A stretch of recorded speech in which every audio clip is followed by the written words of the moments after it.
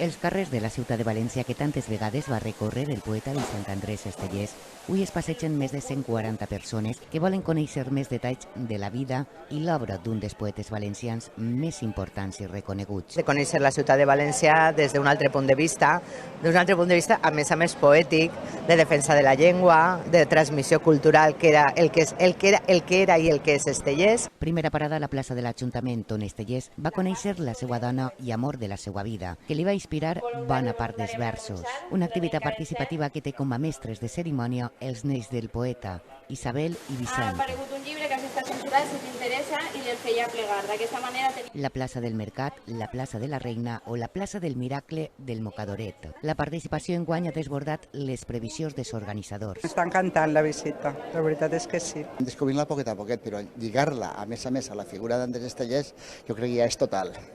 Les pròximes activitats estellesines continuaran la pròxima setmana a l'Horta Nord i al Baix Vinalopó. Fotografia de fa 1000 anys o de fa 40.